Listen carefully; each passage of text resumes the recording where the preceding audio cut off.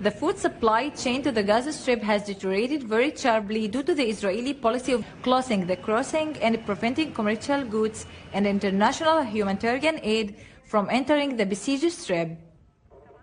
According to a new assessment conducted by experts from UN agencies, the risk of famine will continue throughout Gaza this winter unless the fighting stops and more humanitarian aid reaches families. Nearly 2 million Palestinians face severe food insecurity in the coming months. There is a halt to the supply of food, medicine, and fuel in northern Gaza. Things are getting worse in the rest of the Gaza Strip.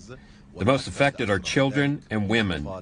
There are many victims of the starvation war being waged against the Palestinian people.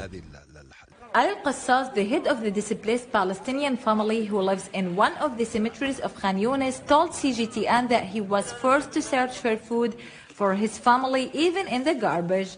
But he didn't find anything there to satisfy his children's hunger due to the lack of aid and the rise in prices.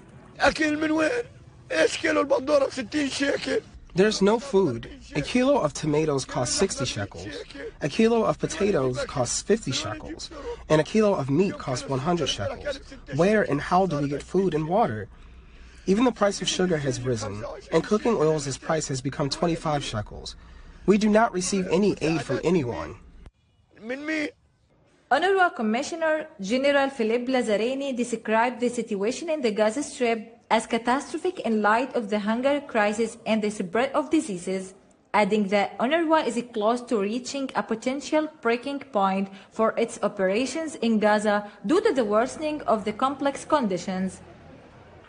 Despite the U.S. warning to Israel recently and numerous international calls for Israel to allow the flow of humanitarian aid into the Gaza Strip, the Israeli army still maintains a tight blockade. The continued ban on the entry of food and aid into Gaza deepens the suffering of Palestinian civilians who have little of aid from hunger, while diseases have spread among their children, amid fears of a real famine that will claim the lives of more.